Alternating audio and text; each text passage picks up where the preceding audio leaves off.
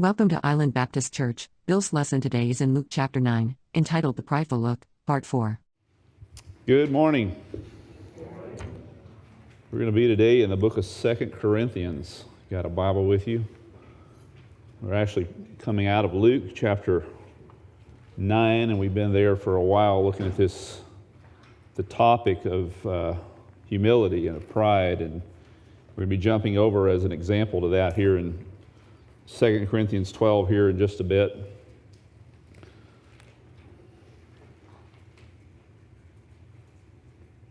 We saw last time many important things about humility. Maybe the most important thing is humility is reality. What is it? It's who you are. As they say, I got humbled. No, you just realized that you were, because you already were. There's nothing big about us. We've been looking at Jesus stands a child in their midst and says, unless you can become like this little child, you can't even enter the kingdom of heaven. Wow. And there were Christian groups back in centuries ago who took that so literally they dressed like children, wore diapers and everything. No, I'm not kidding. That's not what he's talking about. He doesn't want you to act like a child. That's part of the problem, isn't it? He wants you to take the status of a child. It's the status of a child. A child brings nothing to the table. The child is a black hole that you pour money and energies and love into. You don't always get anything back. A child brings nothing to the table. It's not like, oh, thank goodness my 5-year-old's here because our income's going to go up. No, it's not. It's going to go down. Our marriage is going to get better. No, it's not. It's going to go down. You're going to have a harder time because, man, children are taxing. That's what they are. Jesus says, accept your status as a child. So important because so that God can take his status as your father. Otherwise, he can't. You're hurting yourself. Accept your status. We saw last time also. Accept your status as a, I'm not up there. Hello. Switch me over somewhere. I'm back. No, I'm not even back there. Accept your status. There I am. As a person who is impoverished. We saw here in Matthew chapter 5, blessed are the poor in spirit. Jesus never encouraged you to be strong in spirit. Never listen to anyone to think that's a good idea, ever, especially yourself. Strong in spirit. Why? Because notice what you're divorcing yourself from. You get strong in spirit, you're divorcing yourself from the consequences, which are good ones. Theirs, nobody else's, the kingdom of heaven. Blessed are those who mourn. That's a very vulnerable place. I know people that won't go to funerals, never will. You know why? Because they're afraid what they're going to be there. They don't want to cry. A lot of men have this, and we have pride issues, don't we? We don't cry, not because it doesn't affect us, because we have to be tough. It's arrogance. It's pride. Because mourning makes you very vulnerable. That poor, pitiful guy. Yeah. Guess what? That's who he really is. Pitiful, needy, poor, vulnerable, meek. These are all prescriptions from, by the way, Dr. Jesus. He's not prescribing you ever get strong, that you ever get past this. In fact, he's saying if you ever do, you're in trouble. I want to get healthy out of those things. That's not health, it's sickness. It's not who you are. Accept the position of a child because that's your place so that God can take his place in your life. Don't you want him to? I know I do in my life. So accept the status of the child so he can be a father. Accept the status of a beggar so that God can be the status of a supplier. But if you keep putting yourself in the position of I'm self-supplied, I'm self-sufficient, well then you're divorcing yourself from the God who can do all those things for you. That's a sad place. Very much is. So very counterintuitive. It's almost like you're going to a doctor and he's saying, you know what, you're better off sick. I want meds so I can get past this poor in spirit, this mourning of soul. Jesus says, you're better off where you are. Counterintuitive, isn't it? Jesus very much is counterintuitive. Flies in the face of common thinking. Fact is, you can either be strong in yourself or strong in God. You cannot be both. You can either be broken, listen, in yourself, or broken in God. It's one or the other. If you're strong and whole in yourself, then you're going to be broken in your relationship with him. It's very clear. It's prolific in the scriptures, this mindset. You're either broken in one or you're broken in the other. God's prescription is, listen, that you stay broken. We're going to see that. We're going to see a couple of guys today who had to be broken. Because why? Because that's reality. It wasn't like, oh, they got broken. No, they already were broken. He took them through an experience so that they could know how broken they were. Let's take a look. First of all, and not in your Bible just yet, or in your Bible, but I'm sorry, not in the place I had you turn. Genesis chapter 32, the story of a guy by the name of Jacob. Jacob was a really piece of work. He really was. Hook or crook. His name literally means heel grabber. But in that culture, in Hebrew culture, that's effectively calling someone a liar. Imagine being named a liar. This is my son, liar. Why did you name him that? Shouldn't you expect him to grow up and be that way? Yeah. There's some names out there. It's like, wow, you think about it. We hear people, and if you're named Jacob here, you can't do nothing about it. But don't name your kids, young people you having children, don't name them Jacob, please, for crying out loud. You're naming them a cheat. You're naming them a liar. That's what the name means. Maybe it's better you didn't know that. Now you know.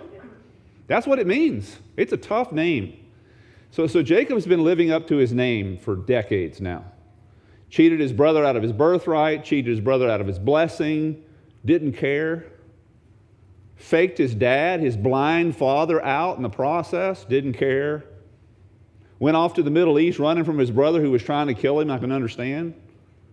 Started cheating at least, or trying his best to cheat what turned out to be his father-in-law, came across a bigger cheat than himself, a guy by the name of Laban. Tricked him on his wedding night. He woke up in the morning with some other girl. Happened to be the sister of the girl that he married the day before. And wound up marrying both of them. You know the story. 21 years there, he worked for his father-in-law. Found out his father-in-law was a bigger cheat than he was. Left there nonetheless with the blessings of God, even though he had been cheated. But he was always by the seat of his pants, always self-sustaining, always dependent upon himself, out making deals with God the whole time. God doesn't make deals. You make deals with someone who has needs. God doesn't have any needs. But he's always trying to make deals with God. Comes all the way back to the promised land, following the obedience of God. Still has so much of Jacob inside of him. Comes to the border of the promised land, sends his family across the river, stays behind because he feels like there's something that needs to happen over here. And sure enough, you have the story that's in front of you here. Notice what happens. Jacob was left alone. His family, wife, kids, everybody's going across the river. And a man, put it in quotes, wrestled with him till daybreak. Put it in quotes because the Bible tells us elsewhere later on in this passage, it was actually God that he wrestled with in human form. The pre-incarnate Christ comes down to the person of Jacob and physically wrestles with him. Now that's wild, isn't it? That's a story. I don't even know how to make it. You can't even prove on that one. That's amazing. And when the man saw that he had not prevailed against him, wait a minute. You mean God's wrestling with Jacob and can't win? Ponder that one for a second. But notice how able he was to win. He touches, notice, the socket of his hip, and the socket of his hip was dislocated. So you get the impression he's wrestling with both hands tied behind his back. I mean, if I can just touch the socket of your hip and it comes dislocated, I mean, he could have just crushed him. He's actually God. He could have crushed him. The wrestling match is not about whether God's stronger. It's just a matter of will Jacob submit to him? Will Jacob give in? And Jacob's been spending his whole life running his own show.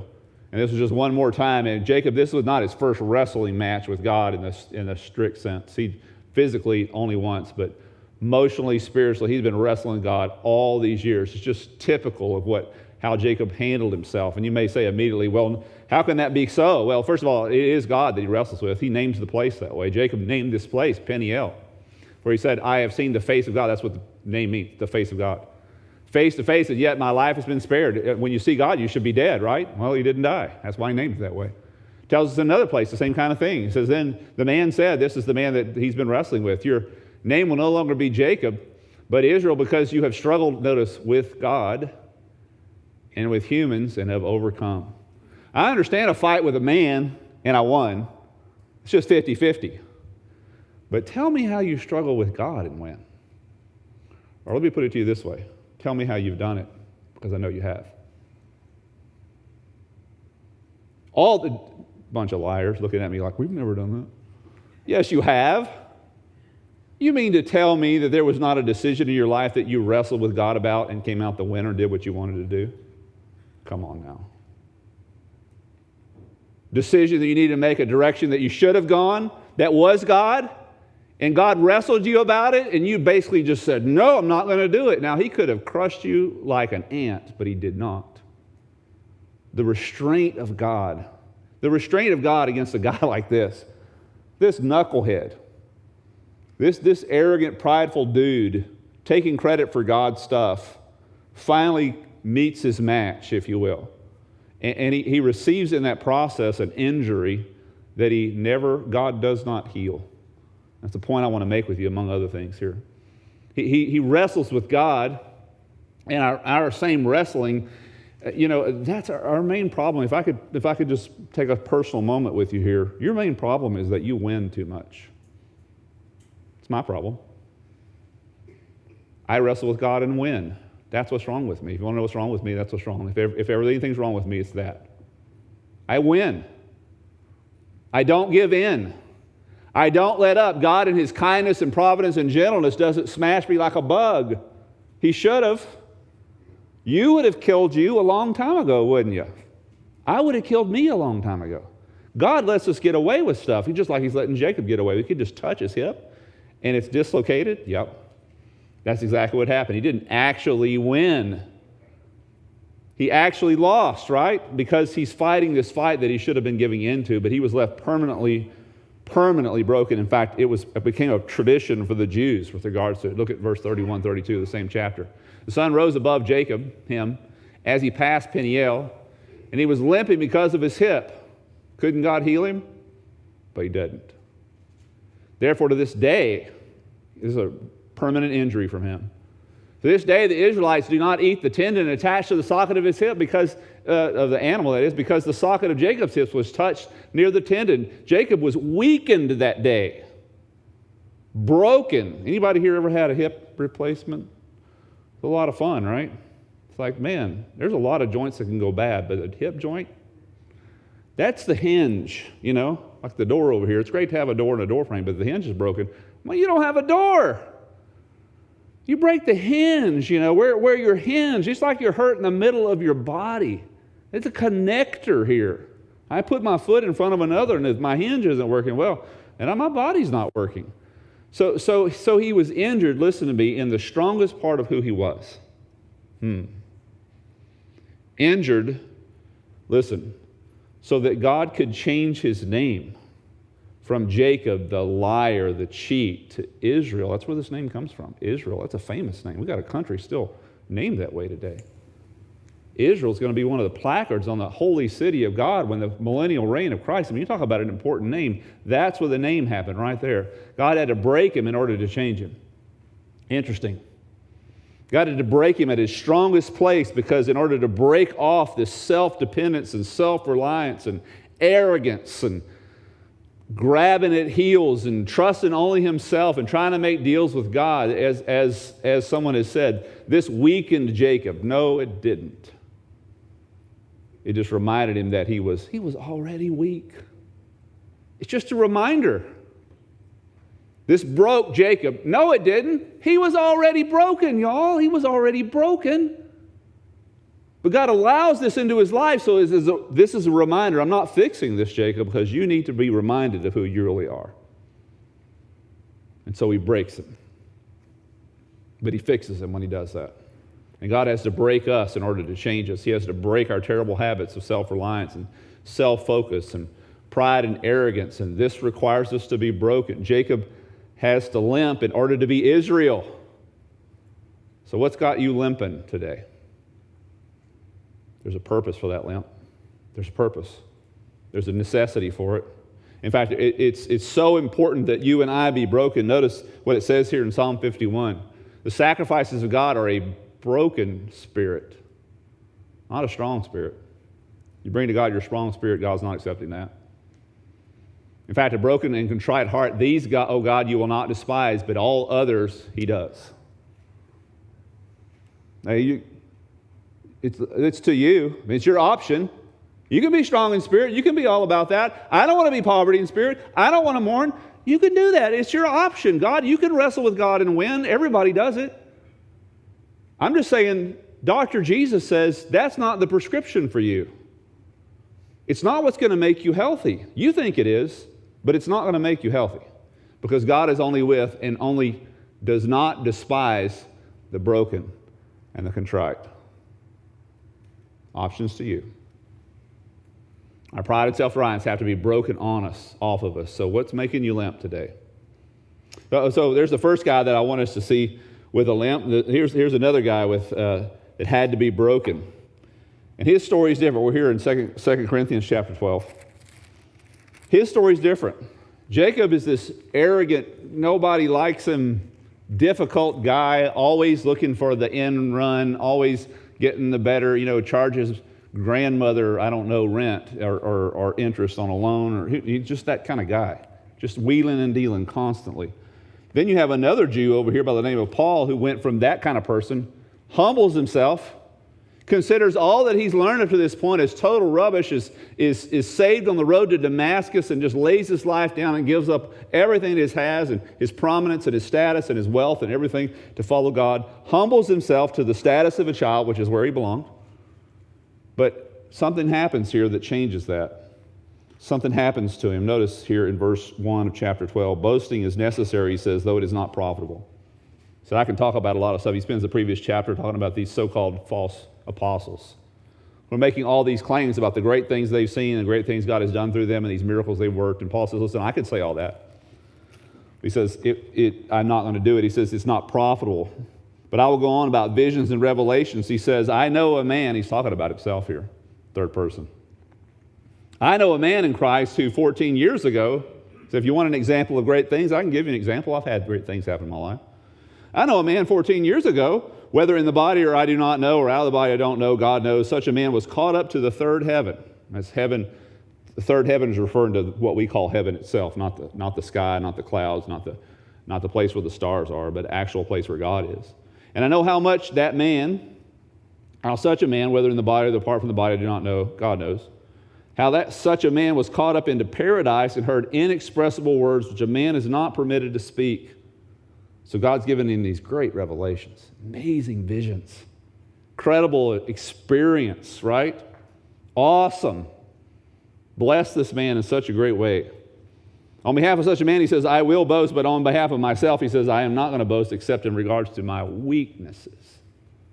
When's the last time you went into an interview and the first thing you said, let me tell you about the stuff I cannot do? I really stink at a massive, or maybe I should ask this question. Can you come up with a massive list of the stuff you're not good at? That's a test of humility, I think. I think a lot of us can come up with how good we are. We can sell ourselves. But Paul says, listen, let me give you my resume. A bunch of stuff I'm terrible at. Let me talk about my weaknesses. I'll boast about that. He's in verse 6. For if I do wish to boast, or shall not be foolish, for I shall be speaking. I can tell you the truth about it. I've gone through, I've seen a lot of great things.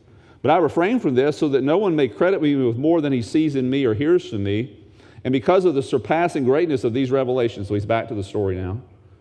Because of these experiences I've had and the things God has allowed me to see, for this reason, to keep me from exalting myself. So notice we have the same story in reverse order. So you have Jacob who's constantly exalting himself. He's constantly saying, I'm awesome, I'm great, I'm a swindler, I'm a cheat, I don't care. He's got to be humbled. Paul's already humble, but to hedge, listen, God's investment in Paul, God adds one more thing. To keep me from exalting myself, there was given me a thorn in the flesh. He gets real specific here. A messenger of Satan to buffet me. You might want to underline that word. That doesn't sound near as bad in our ears as it should. It's tough. That's a tough word. To buffet me, to keep me from exalting. So he's not gone to pride. He's not gone to arrogance. And God has kept him from doing that. Hedged the investment, if you will, by allowing this physical thing to happen to Paul. Notice what Paul does. Concerning this thing, I entreated God 3 times. I mean, if you get sick, don't you pray to get better? Me too. If your heart is broken, don't you pray that it goes away? Me too. Paul too. It's natural reaction. And believe me, if Paul could pray the prayer of faith, anybody could. So Paul can say that concerning this, I prayed to the Lord 3 times that it might depart from me. And he said to me, effectively, no. My grace is sufficient for you, For power is perfected in weakness. Therefore, he says, most gladly I will rather boast about my weaknesses. He's a reverse of an interview. Tell you about all the stuff I cannot do and that I really stink at. My insults, my distresses, my persecutions, my difficulties. Notice, because he says, when I'm acquainted with those things, notice, for Christ's sake, for when I am weak, then I am strong. It's counterintuitive. But he knows the recipe, doesn't. When Dr. Jesus says, this is what you need to be, this is what you need to be. Don't be anything else. Therefore, I am most well content with weaknesses. Can you say that? With insults, with distresses, with persecutions. Yay, I'm so glad they came into my life. What's happening with you right now? What's stressing you? What's kicking you? The word here for buffet literally means to be punched in the gut. What's giving you the gut punch? Can you say, as Paul does, yay! It's great because it makes me where God can use me. That's exactly the point he's making. That's the point I'm making. I'm so excited, he says, about these weaknesses and insults and distresses and persecutions for Christ's sake. For when I am weak, then I am strong. Wow, so that the power of God might rest upon me. See, there was a problem. Paul was great. Paul was doing good. Paul was at the status of a child, which is where we are. It's reality. The status of a beggar, which is where we are. It's reality. He was humbled. He was trusting God for everything. And then God brings a problem into his life. Here's the problem. He showed him a bunch of great stuff. I don't see that as a problem. I'm being faithful to God, at least initially. I'm being faithful to God, and God honors me as a faithful servant by revealing me things that he doesn't show most people. That's what's happening to him. But that causes a problem in Paul's life, because here's what you need to know about Paul. He's just like you. He's a sinner. And sinners can't be trusted with greatness. So we mess it up. Take credit for it. We exalt ourselves. Look at all the great things that I've done and seen. Don't you think I'm great? That's a potential for Paul. In order to keep that from happening, God allows this buffeting by this messenger of Satan, as he calls it here. That's the problem. And so it reflects on us here real quickly. Let me ask you this question. Can you be trusted with the glory of God? Do not take it for yourself. Can the power of God, most times the power of God, as Paul says, that the power of God might rest on me. The power of God can't rest on most of us. You want to know why? Because we will take credit for it. That's why. Pride, arrogance, self-sufficiency. That's why God says, listen, if you'll take the place of humility, I can do great things with you. I can show you great things. I can be the father that you want me to be if you'll take the place of the child that you're supposed to be. But you got to get there before he can get there. Can you be trusted with the glory of God? Can God actually use you? I love this quote by Charles Haddon Spurgeon. Listen to what he says. I think it's very good. The whole treasury of God will be made over by deed of gift to the soul that is humble enough to be able to receive it without growing proud because of it. Ooh. The last sentence really gets me. God blesses all up to the measure of what is safe for him to do so. So he's not blessing you. Why? Because it's not safe. It's not safe. It's not safe. You're not going to damage God by stealing his glory. Let me tell you something. You're not stealing nothing from God. The problem is you're stealing from yourself, you see. Because you're putting yourself out of the reach of God. You're pride and exalting yourself. So why would God bless you? But so that you could be exalted. Because that's so dangerous for you. There's nowhere but down. So he just can't do it. He's got to keep you down, way down there, because you can't handle it, because you take credit for it. Searching. I think that's great. So Paul, God had a great investment in Paul, like I said, and so he's hedging that investment to make sure it stays there by allowing this difficulty in his life, and he doesn't fix him. Just like Jacob. He's broken, and he doesn't fix him because it's better that he's broken. Again, like I said before, this word broken, people say, oh, well, he was weak from this point on. No, he was always weak, guys. Now he realizes it. Well, this broke Paul. No, he was already broken. Guys, we're already broken. So to get to the place of brokenness is just reality. It's just like I said, it's like taking the status of a child. That's who you are. Otherwise, you're deluded. You're already weak. It's not going to weaken you. You're already there. You just have now a reminder. Paul had a reminder of how weak he was, how broken he was. But he was already there.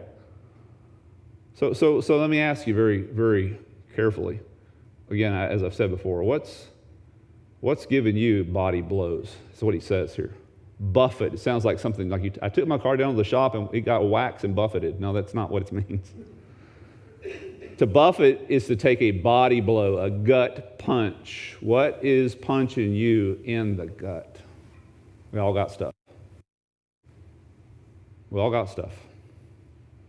We do. And Paul's story is left without an answer. We don't really know what had happened. We know some messenger of Satan. We don't really know what's going on because I think it's left blank very specifically by the Holy Spirit because we've all got problems.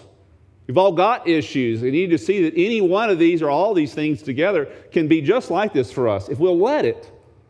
If we'll let it be the humiliating thing that it's supposed to be and the thing that puts us in the status where we actually belong, it can make such a difference for us. But the most important thing I want you to hear here is that Paul, through all that, says, I'm so much better for it.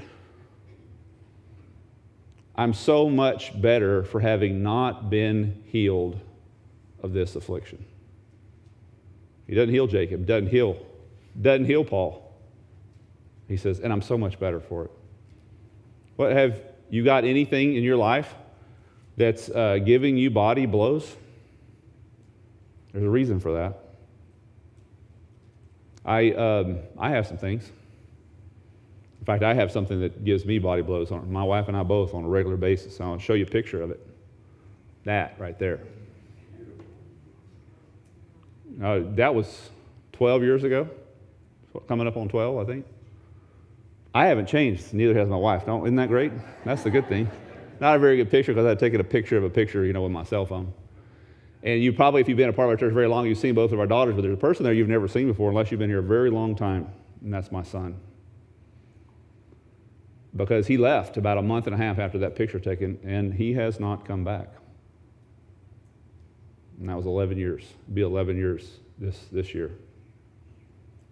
He's not dead either. You're wondering. Feels like it sometimes. 11 Christmases. 11 Thanksgivings, 11 birthdays. 11, he's getting married this fall. We only know it because of the grapevine. We don't, not.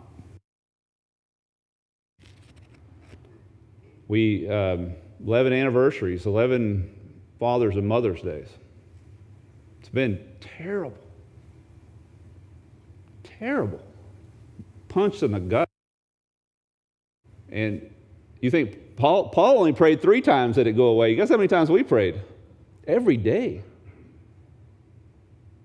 All the time. It's been terrible for us, but I'll tell you what else it's been for us. The things that it's done in our lives have been, I wouldn't change them for anything. It's been great for us. It's made us far better. We're far better people. And I would have thought I couldn't have gotten better, right? And I found out that was part of my problem. Found out very different. It's made us so understanding of people who go through hard times. I mean, you don't have the same problem necessarily we have, but you have pain and it's punching you in the gut. You know what? I know exactly what that feels like. I know exactly where it goes and where it takes you. No, everybody's got their own problems, right? And it's all on you, yeah, but you're just like me, and I'm just like you. And we're all the same way. We're all broken. We live in a broken world with broken things that happen, and wow. But if we allow it, listen, it can make us so much better. Humbled us. Actually, no, it didn't, because you know what? We were already. But now we know it better. That's important. Broke us, but we were already broken, guys. It was a fallacy. It's not true. We didn't have it together. It weakened us. Yeah, but we were already weak. We already were. But now we have a constant reminder. It's what has God allowed? We live in a world that's messed up, and the world's going to continue to be messed up, and bad things happen, things that we can't explain. But God can use them greatly. Doesn't always fix them. Because you and I need a constant reminder of who we really are, what our real status is. We really do. We need to be reminded of that place, and we can allow it, that brokenness, to break off of us the worst things. You think that's a bad thing? Let me tell you something far worse, and that's my pride, my arrogance, my self-sufficiency. Far more damaging. Far more. So here's one of the things that's humiliating. First of all, he's my son, my only son, and I'm the pastor of this church, and so I have no rein in on my son. No, I don't. I really don't. Some people have a huge problem with that as a pastor. This church has been nothing but loving and kind and generous. But as a result of him not being here, it's made your pastor very humble, which I would suggest to you is a really good thing. We interview pastors just as a general process of churches, Baptist churches and otherwise, and we always ask them what they can do. I want to hear what he can't do. I want to hear how imperfect he is, because you know that he is. We're calling a guy and we're asking him what his strengths are. Listen, his strengths are negated if he's not humble. They're worth nothing if he's not a child in status. He's going to be a liability for you. I'm not leaving or going anywhere. I'm not planning on, but I'm telling you, if you ever fill the pulpit again, let me tell you how to do this. Are you ready? Here you go. Take out your notes. What you need to be so careful with is, here's what I know. Whoever you call here as pastor, within 3 years, they're going to start calling this his church. That's Brother Bill's church. That's what I told the search committee when I came here. He says, I'd hate to be you guys. Because, you talk about playing Russian roulette. You don't know who I am. I can lie. I can do whatever I want to. Who knows? And you're calling me as a pastor of this church? And within 3 years, if I stay that long, they're going to start calling it my church. You better be really careful who you call. Whoever I am, it's going to become the reputation of the church. It's going to look like it's mine, because that's just the way people think, obviously. You've been here longer than me. It's your church. We're all collective. This is a congregational church. All that. That's not the way the world sees it. Not the way they see it. So we should be much more interested in their humility, not their progress, not their achievements. Not that those things necessarily are bad, but tell me more what you can't do. Tell me about that's Paul. Wouldn't you want him as your pastor? He would start out by telling you about his brokenness. Let me tell you how messed up I was, and how many things I did wrong, and how many trials I've been through, and how sick I can be on a regular basis because of this physical problem that God has allowed in my life. And I've asked God to take it away, and he has it, and I'm so glad for it. I'm so much better for it. Let me tell you how great that is. Wow. Totally counterintuitive, isn't it? It's exactly what Jesus brings to us. Counterintuitive. It's better that you stay sick, Dr. Jesus says. Better that you stay weak. Better that you stay broken. Better for you. Better. I'm going to ask if you would bow your heads and close your eyes with me as we think about what God has said to us this morning. God, we're so grateful that you're so good to us. You're so good. It's better for us to be limping than it is for us to be whole and walking away from you. God, I thank you for how you have made us limp emotionally, spiritually, physically. I thank you for the body blows that you have